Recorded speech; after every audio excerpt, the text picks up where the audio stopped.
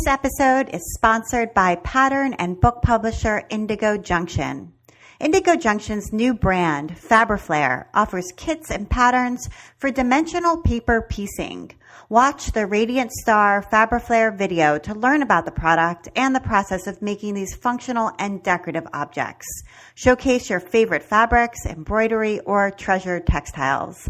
Visit indigojunction.com and use the code WSN20 for a 20% off discount on your entire order. Thank you so much, Indigo Junction. And now, here's the show.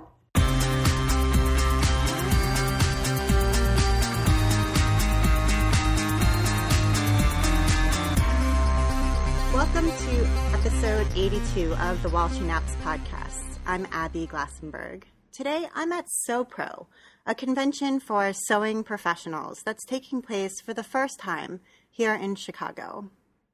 I'm sitting in a ballroom at the Hyatt with my guest, Mickey Krueger. And for the first time ever, I have a studio audience for this podcast. Yay! So my guest, Mickey Krueger, is the president of Windham Fabrics, a division of Baum Textile Mills. And today, we're going to talk about all things fabric. Mickey Krueger, welcome. Thank you, Abby. It's a pleasure being here. So Windham Fabrics is, as I said, a division of Baum Textiles, which is a family-owned fabric business that was founded in 1955. And in 1995, Baum began making cotton sheeting for quilts and eventually created a whole new division, Windham, exclusively to meet their quilting market. So I'm wondering about that transition. What was the quilt world like when Windham first got into this market? So it was a pretty dramatic transition that happened slowly, but back in those days, it was a smaller, friendlier quilting world. But we came from a place that had nothing to do with the creation of fabric. Baum Textiles, prior to Windham Fabrics, was what is commonly known as a jobber. So we would buy excess fabric from the various U.S. fabric factories, like Burlington Mills and Alamac, and Greenwood Fabrics was making denim, and we would sell that fabric in secondary markets. When that business started looking like it wouldn't last much longer because the U.S. mills were going out of business, we knew we wanted to stay in the fabric business and had to transition to something different.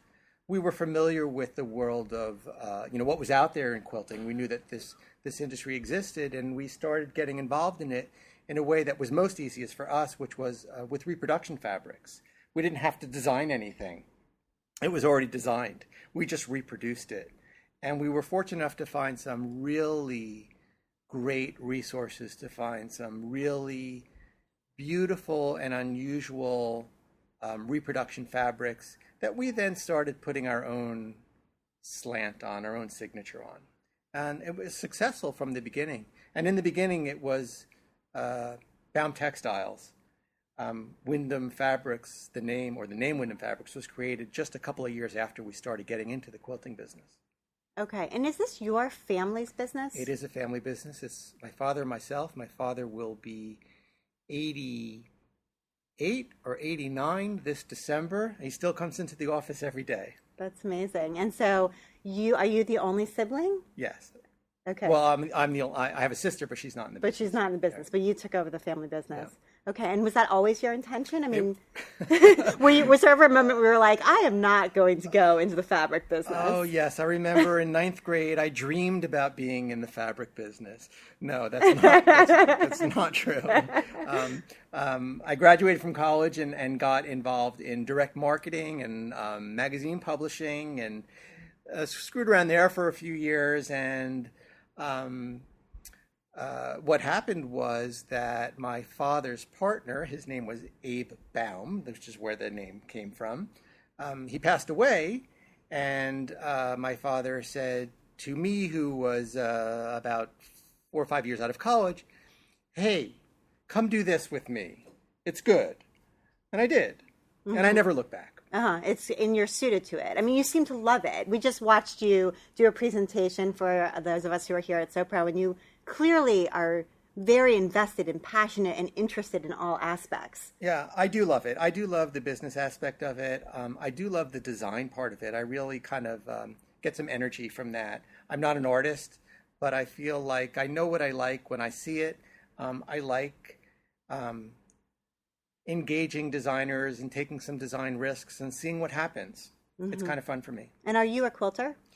I have made something that resembles a quilt, but I would not consider myself a quilter. Okay. I did design a quilt. After that, I'm waiting to have it made. Okay.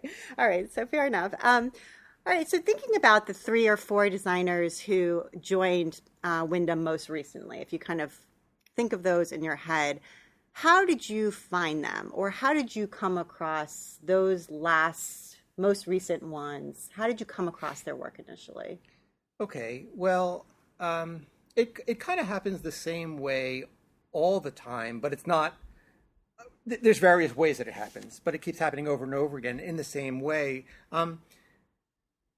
Oftentimes, a designer will submit work to us that will catch our attention because it's something that we're not currently doing, or they're doing it better than we're doing. And we just look at it and we say, hey, that looks fantastic. So they solicit us. Sometimes we find what I will call amazing pattern designers or quilt designers who we think have an artistic flair. And when we start talking with that designer, if we're right and they do have an artistic flair or some artistic ability, we'll engage them as a surface designer. So they're familiar with what they're going to do with the fabric, which makes them a stronger surface designer in many instances. I'm always looking on Instagram, looking for ideas on Instagram. And we do work with licensing agents whose job it is to bring talent to various industries. Okay. All right. That makes sense. So when you're talking about Instagram, a hopeful new designer who may be listening to this show and is developing his or her portfolio, how do how should they capture your attention? Should they come to your booth at Quilt Market? Should they email you? Should they just sort of develop their Instagram and wait to be chosen? All of those things? Well, yeah, kind of all of those things. But don't wait. You could have an amazing Instagram, but if I'm not, I could speak for me. If I'm not following you, I'm not going to see you. So if you think you've got something that's worth showing as a designer, if you've got a voice that's different from others, contact, not just me, contact a fabric company and shout your name out and be persistent. If you don't hear back, try them again, try other fabric companies. There's a lot of fabric out there. There's a lot of fabric designers out there. There's always new ones coming. But there's a demand for it. So you need to be persistent. Right. So be persistent and don't wait. So definitely don't wait. Get out there and be proactive. Oh, yeah. Let's say. Okay. Yeah. All right. The squeaky wheel gets the grease. Right. Absolutely. And if you are rejected, maybe use the feedback if you're able to get feedback to improve. Absolutely. And if you don't get feedback, ask for it. That's good advice. Okay. So who at Windham is involved in selecting the new designer? Is that just coming from you, or is it one of those things where it's got to be presented to sales staff and they're going to make projections about what will sell, or it's presented to a bunch of different people on a team, or is it sort of the decision is made unilaterally? How does that work? Well, kind of the buck stops with me, so I could say yes or no to anybody, but it doesn't. That's not the way the process works. We have a design team that's always looking for new talent. I'm always looking for new talent. And when any of us, when anyone in the company sees new talent, we shout it out to each other and we say, hey, look at this. And it's as simple as, shooting an email that with a URL or a website or a blog or a JPEG that someone sent and say, what do you think? And I will get sales involved. I will get marketing involved. Those people that are making quilts with fabrics, our team. We'll of course get our art director involved. I will get our in-house artists involved, or the art directors that are in-house, and everyone has an opinion. And if there's agreement among most of us and it makes sense, we'll generally do it. Okay, and how many employees are there now at Windham? There's about 50.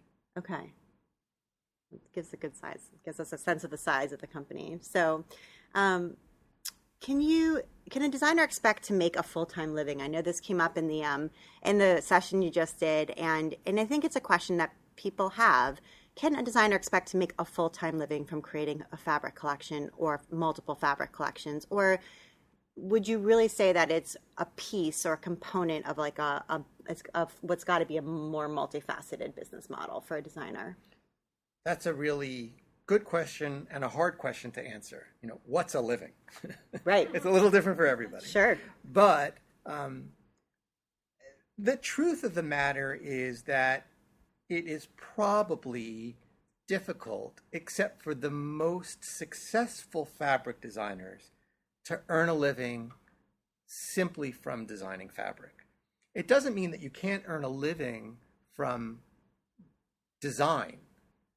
So if you want to take the design that you work on and present it to fabric companies for production in this world of quilting arts that we're in, and that's one facet of your work as a designer, but you license those same designs or similar designs to other industries, you can absolutely make a living. It's not easy, but nothing is easy. Right. So one way to do this is to really see yourself as a surface designer, where you're creating designs not only for the quilting market, but for other markets. And another way to do this is to see yourself as a person who functions in the quilting industry, who has quilting fabric, but also has patterns and books and teaches. So in some way, packaging it with other things that you're going to do. Right. But if the idea is that I will make a living solely from the income I earn from producing fabric, that's not so easy. Yeah. And there are people who do it. There are some people who do it. But they're rare. They're in the minority, yeah. They're rare. Okay. All right, let's talk a little bit about Quilt Market. So Quilt Market is the industry trade show. It happens twice a year. I'm sure you're there at every show. We are. And so when you go to Quilt Market, what is your goal as a fabric company? What are you doing there? Well, that's a good question, and the answer to that question has changed over the last few years. So years ago, we would go to Quilt Market, and it was a big deal. It was where new product was launched. Here it is, look at it for the first time, let's go. And it was an absolute money-making endeavor for us. It is an order writing show. We would go there, we would sit down with as many people as we possibly could and write as many orders as we possibly could, and we'd come back at the end of the day and we'd add up all the money we spent and all the money we made and hope for a positive number. And those orders were being written by quilt shop owners. So individual quilt shop owners, right. Someone who owns a quilt shop in Minneapolis is placing an order. Those are those orders. That's right. And, okay. and at Quilt Market, we would often see our international customers.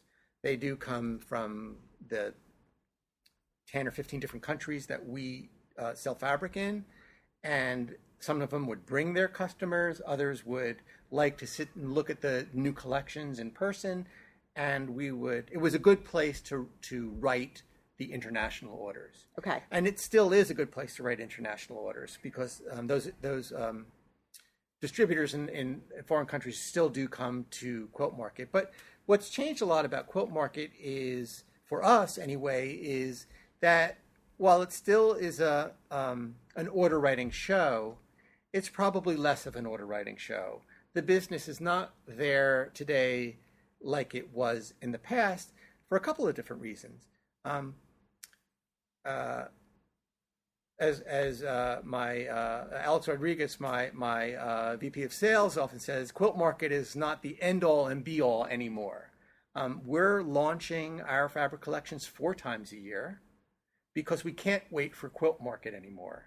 If we were to do that, we would present way too much fabric at one single time. It would be incomprehensible for a shop to sit down and look at 50 new fabric collections from Windham. Right. So just to give us a snapshot of how many fabric collections you used to release and how many you're releasing today, just so people know. So in 2009, I would say we did about 35 or 40 fabric collections a year. Today we do about 100. So if we're going to split that up into 2 quilt markets, say here it all is at Quilt Market, that's 50 fabric collections. Imagine sitting down with a shop and showing them 50 fabric collections. You'd boggle their mind. So we split it up into 4 different sales campaigns. And that in itself makes a quilt market a little less important in terms of sales. How are you launching the ones that launch off market? In other words, so there's a spring and a fall market, so then you have a summer and a winter. Yeah. So the ones that are summer and winter, how are you launching those if you don't have market? We have a sales campaign. There's one in January that's not a market launch. There's one in August that's not a market launch. It just, our sales reps go out armed with a new product. We make a big deal about it. It's just not at Quilt Market. Okay. And the secret is that the best sales periods don't start at Quilt Market. Did they used to? Yeah, I guess they used to because they had to. There was no other time because that's when people did it. But for example, October Market, which is the big market. Yeah. It's probably the worst time to launch a fabric collection. I mean, think about it. Here we are at the end of October. We're putting new fabric on sale. Everyone's really excited and runs out, and then Halloween starts. And then they run out to the shops for another 2 weeks, and then it's Thanksgiving. And then they run out to the shops to sell more fabric, and another 2 weeks, it's Christmas. Right. And then it's January 1st, and guess what? Brand new fabric lines come out. So the ones that were new at Quilt Market in October, in 2 short months, are now old. Mm-hmm. Okay. So what Quilt Market has become for us, again, it's still an order writing show. It's still important for sales. We still make a big deal about it, but it's more about marketing. It's more about making a statement about who we are as a company, what we stand for, what we're doing, what we're showing. Back in the days before social media was so important, I would be a little grumpy about spending a lot of money at Quilt Market and making a big deal with a big booth, because I'd say, okay, well, 10 or 15 or 20% of the market is seeing that for 3 days. So here we are trying to impress 15% of the market along with the rest of our competitors for 3 days. That's a lot of money and effort to go into that. But today, there's bloggers and there's social media that becomes part of market. So what we do at Quilt Market visually lasts a lot longer than those 3 days. And it's more impactful for our overall business. Right, because it's reaching the retail customer. It's reaching everybody. Right. The consumer. It's reaching the whole buying public. Yeah, I mean, a home run for us is when we come up with a new fabric collection that gets a lot of attention from, let's say, social media, from either our efforts or the efforts of others that are doing social media, whether it's a Quilt Market or otherwise, and our rep walks into a shop and the shop owner says, I want to buy the such and such collection, before they ever see it, because they knew about it from social media, or their customers knew about it from social media. The best salesperson is a customer walking into a shop and saying, did you buy the so-and-so collection from Windham?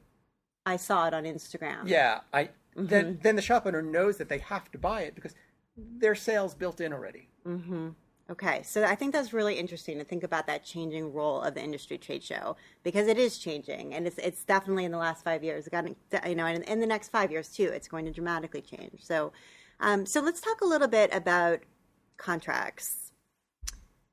Wyndham designers, do they sign a contract when they begin working with you? Yes. Okay. So we have and this is different for every company. But I know the way we work, and we do have an agreement that we ask a new designer to look at agree to and sign. And we do that to protect us and to protect them. It's important to know what they're getting into, what their expectations are for earning money from the work that they're going to do. It's important for them to know, at least in our contract, that they own the designs, that we expect that we have the rights to market the designs exclusively in our little niche of fabric by the yard for craft stores. But if they want to license the design for something other than that, it's their design and their right to do so, as long as it doesn't step on our little part of the world. So yeah, it is pretty straightforward, and I make sure that they understand it before they sign it, and because we keep it simple, they often do. Okay. And how long are they tied to that contract? Is it a year? Is it 3 years? Or is it just sort of... Our standard is 3 years, but it doesn't mean that that's not negotiable. I'd like to take a minute now to talk with our sponsor, Amy Barrickman of Indigo Junction, about her new product, Fabriflare. I'm Amy Barrickman from Indigo Junction. Today I want to share Fabriflare with you. This is a new brand that we developed for Indigo Junction. It's dimensional paper piecing based on techniques similar to English paper piecing. So we have a line of kits, and we have everything from a bowl that you can make that's more functional to what we call a briosphere, which is a dodecahedron object. The process is covering mat board templates with fabric and then stitching those together to form everything from a Christmas ornament to a Moravian star, which we call the radiant star. It's perfect for pre-cuts, because whether you have a charm pack or like a jelly roll, you'll get a variety of prints that allows you to put together a really beautiful star. What a fun project too, to take with you on a trip or to give as a gift, where you get, like, you pick out some charm packs and then you get the Fabriflare star kit, and that's an awesome combination. You could also personalize it with embroidery, whether it be hand embroidery or machine embroidery. And I love too the idea of celebrating maybe team spirit, making one of these objects in novelty fabric. We've done a Royals and a Jayhawk Fabriflare that they're really a perfect gift for men too, because you can incorporate any type of fabric into it. I saw one with neckties that you did. Yes, that's one of the favorites. And how accessible are ties. And if you like English paper piecing, then you will like doing this. We also did a video actually that shows the process as well as the different styles that we offer. You can check out Fabriflare at indigojunction.com. Thank you so much, Amy. And now back to my chat with Mickey. Do you have designers who've been with you for a really long time? Yeah, years. Many years. And decades. We have ones that have left and come back. Uh-huh. So that is possible, to leave and come back. It is possible. Mm-hmm. Anything is possible. Okay, good. And so when you are going to go ahead and print a collection, how many yards of each design get printed on average? Okay. So one of the things that's changed for us is that because of the way we market things, and because the way the industry, the shops have changed, we have a long lead time between the time that we show a collection until the time we deliver it. So that means we can be smarter printers. So we have a lot of sales built in before we ever print something. So we know if something is very successful because we've sold a lot of yards, we'll be aggressive in printing it and print a lot of it. Not just to cover what we sold, but to cover future sales, and we'll be more aggressive. And if something is not as successful, we could dial it back the other way.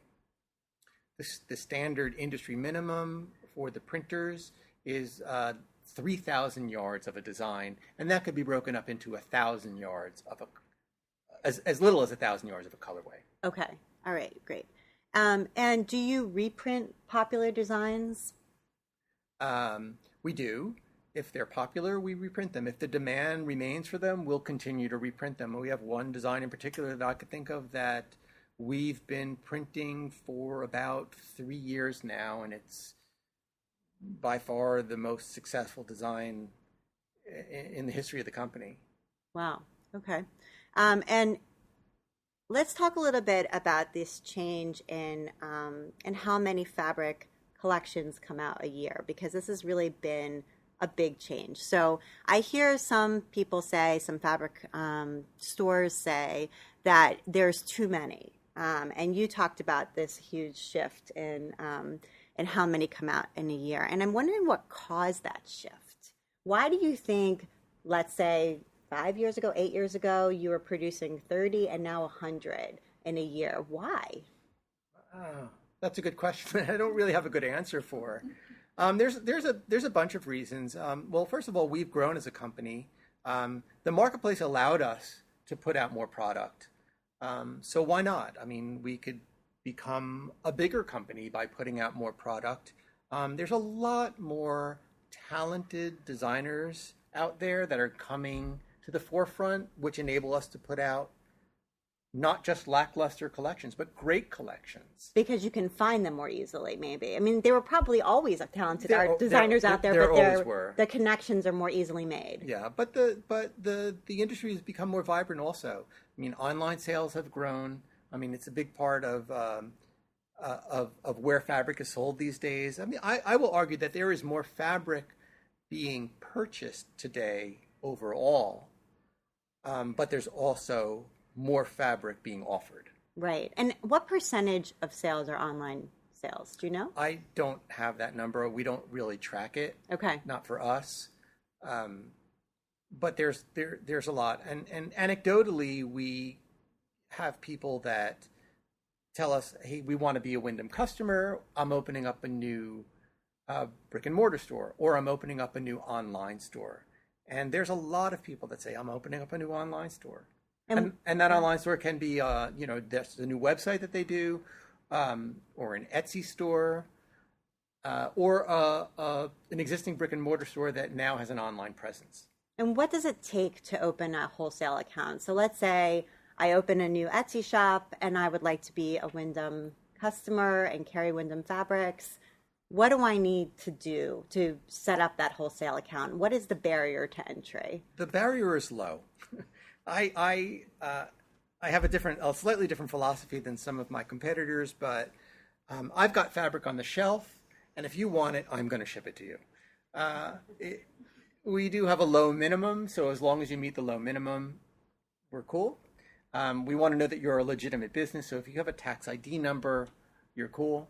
And if you've met those two thresholds, we'll ship you fabric. Right. And I think that there is some tension there, because there's some quilt shops that would say, well, an Etsy shop's not a legitimate business. They shouldn't, the manufacturer should be loyal to us and us alone. But that's maybe not a realistic expectation. Yeah, I don't know if I agree with that.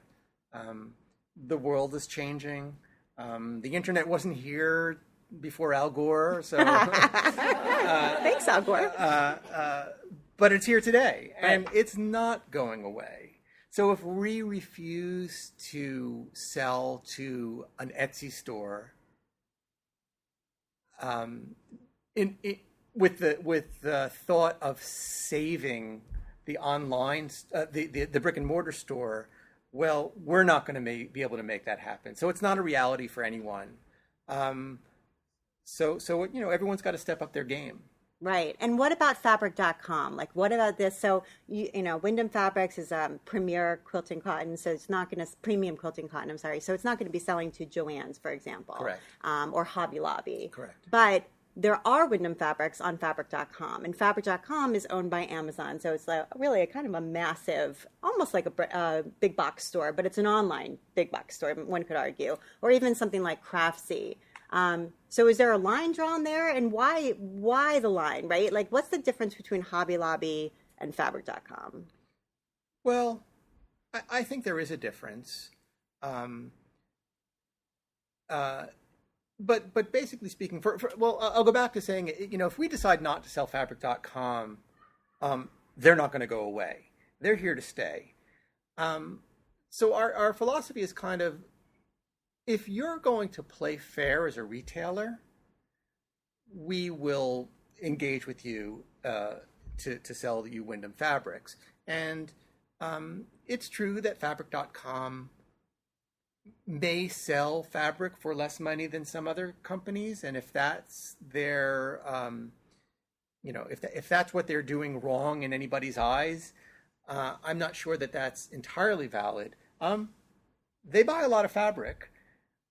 Anybody that buys a lot of fabric is probably going to be entitled to a discount. Right. It doesn't matter whether you're Fabric.com or a brick and mortar store.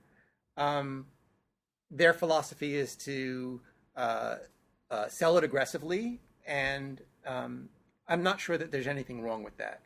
I'm sure that there are many brick and mortar stores that sell fabric aggressively.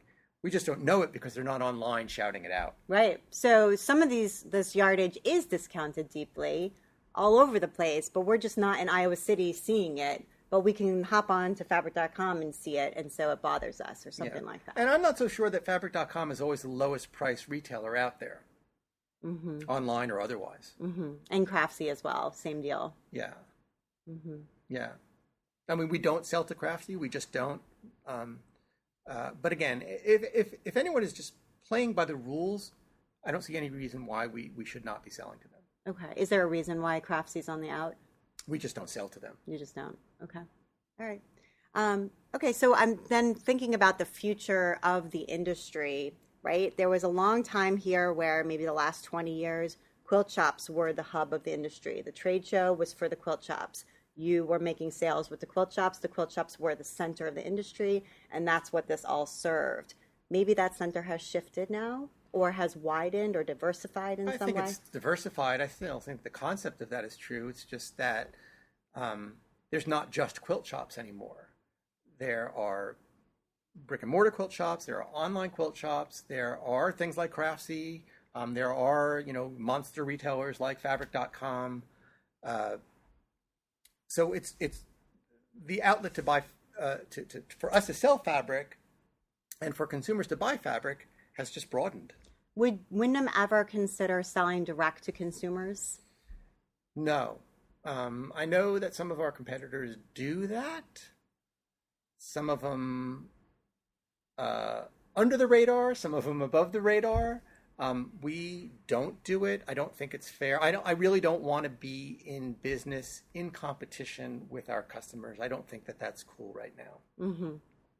Okay, interesting. And what about designers? Can your designers sell their own collections directly on their website to retail customers? They can, and some of them do. Okay.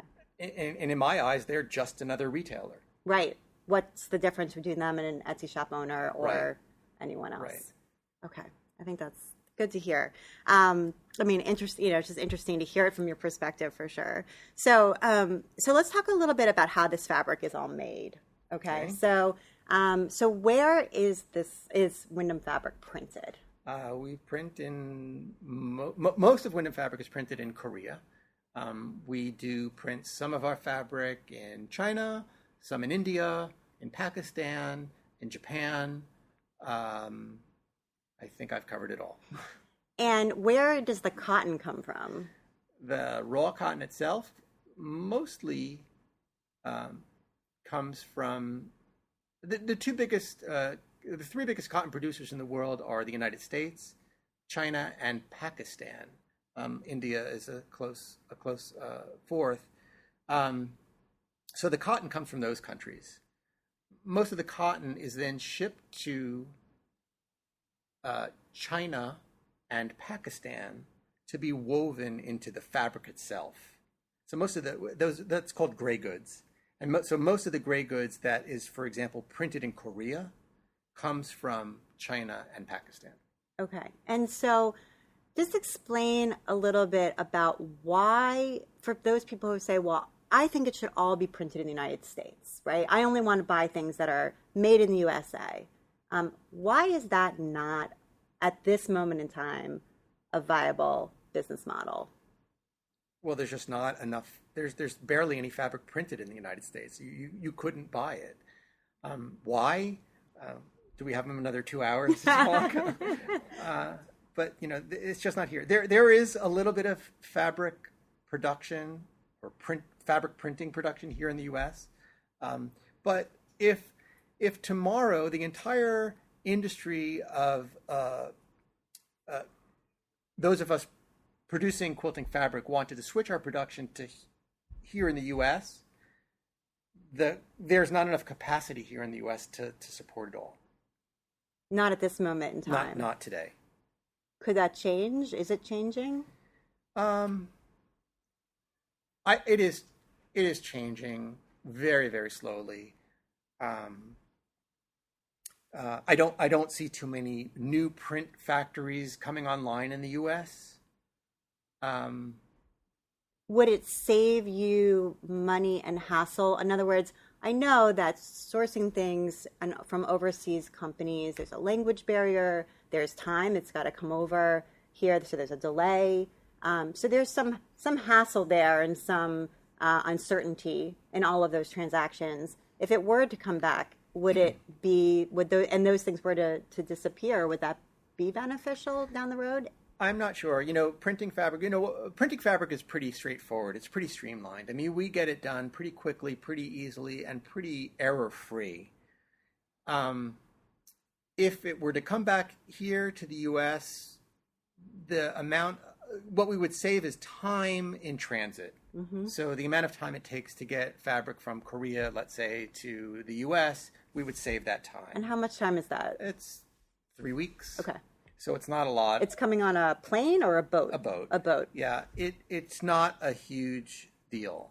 But in order for us to print here in the U.S., some of the technology would need to change. Some of the printers that don't exist today that might exist tomorrow would need to be able to provide us the quality of fabric that the industry expects. Right now, that would be a challenge.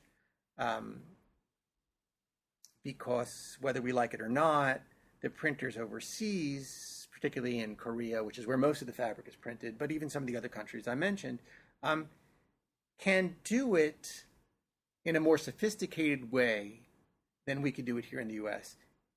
in the current setup with the current technology. And what about digital printing, right? So there's Spinflower, and then there's other companies. I know Springs Creative does digital. There are digital printing companies, yeah. and there's also some of these big fabric companies are doing some lines digitally, and then some are being printed in the other way. So is that the future? Is there a future in digital? How do you feel about digital fabric? Digital printing is definitely in our future. When we at Windham do engage some of our collections with digital prints. We have 2 so far. We're planning others. It could be a game changer in many respects. It at one time, not too long ago, was very expensive. Today we could print digital fabric almost as inexpensively as we could print traditionally rotary screen printed fabric. It could potentially bring fabric production back here to the U.S. They're talking a lot about that these days. It's called onshoring, the idea of bringing production back on shore to the U.S. But consider that despite all of the fabric that's printed for the quilting industry by Windham and all of our competitors, year after year after year, it is a tiny, tiny, tiny thimbleful of the amount of fabric that's produced overall. I mean, think of the amount of fabric that's printed for apparel. Right. It dwarfs what's printed for quilting cotton, for the quilting industry. I'm not sure that fabric production is coming back to the U.S. in any significant way until apparel production comes back onshore to the U.S. in any significant way. Mm-hmm. Digital printing might help make that happen. What would really make that happen is automated cutting and sewing of garments. Now, that is in the future. Yeah, for sure. Yeah, I think people don't quite realize how much handwork actually goes into cutting and sewing garments in factories now. It's still intensive, extremely labor intense. Right, exactly. And that's where the cost is. Mm-hmm. In apparel, that's where the cost is. Okay, so this fabric comes back on the boat. It comes off the boat. Where does it come? What city does it come into? It comes into Windham Fabrics world headquarters in Jersey City, New Jersey. That we have our warehouse, distribution operations, our main office, our design office, everything is under one roof. Okay. Our double enroll facility is there. So we do it all in one facility. Right. So you get to oversee everything. We love it. Right. Okay. So it comes off the boat, and then is it bolted here in the U.S.? Yeah. In your Yeah, we bring it in big rolls, and then we bring it to our double enroll facility, and they break it down to the smaller bolts that you see in the quilt shops. There are many suppliers that do double enrolling overseas. What does double enrolling mean? Enrolling. So you take a piece of 45-inch fabric, Okay. you fold it in half, double, Got it. and then you roll it onto the boards. It's double enrolled. Got it. Yes. And there are facilities, some of our suppliers overseas are now offering that service. And we could bring the fabric in already on the bolt instead of doing it ourselves. Sometimes we do that, but we like the flexibility that bringing it down on the roll and bolting it ourselves offers. Mm-hmm. Okay. And do you do cutting there or no? We do all of our pre-cuts here in the U.S. Mm-hmm. In that same. We actually send that out to a supplier that has specialized equipment to do those pre-cuts. To do the pre-cuts, yeah. It's hard to do. It is a little hard to tricky. do accurately. Yeah, well, we learned our lesson. I'm sure. Yeah, it's a good way to ruin a whole lot of fabric. So, all right. So we are just about finished with those sorts of questions. And I wonder if you could tell us, you mentioned a neat substrate that's coming for Windham in the next season, and it sounds pretty cool. So what's next for Windham? Particularly regard to that new substrate, it's called mud cloth, and we're introducing it in the October Quilt Market. So we found these garments that were from Africa. They were like tribal garments. So the first thing that intrigued us was the design. We thought the design element was really cool. So we said, hey, we could do something with this design wise. And then we bought some of the garments, and then we took a closer look at the fabric, and we said, this is really cool. It's kind of a hybrid cotton, linen, sort of multi-purpose, mid-weight fabric that you could use for soft home deck, for apparel, and for quilting. So we really liked the idea of that. The problem was we didn't know where to make it. So we had some ideas about what of the factories that we knew would be best suited to make it. So we wound up finding a factory in India that did it. And it's been about a year in development. We wanted to introduce this product about a year ago, but it took a year to get it right. And do you get to go to India and see the factory? I mean, have you been? I have not been to India. I used to travel a lot more to the factories, but the truth is that you don't really need to anymore. It's pretty error-free. It's pretty straightforward. The factories are pretty good at doing what it is that they do. Okay, great. So that's something for us to look forward to. So I always ask my guests at the end of the show to recommend something that they are enjoying right now. And it could be a book, it could be an app, a website, a magazine, Okay. art supplies, anything you would recommend to a creative friend. So do you have something that you could recommend to us? Well, creatively, I recommend, or what I'm enjoying that I would recommend to anybody that is interested in any sort of design or crafting is Uppercase Magazine. I'm in love with Uppercase Magazine. Janine Van Gool, I think, is a genius.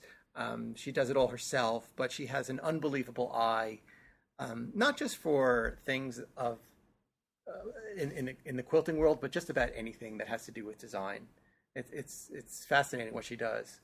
I would agree with you 100%. And she's a Windham designer. She is a Windham designer. And she's a previous Walsh and Epps podcast guest. So she gets around. 3 cheers for Janine.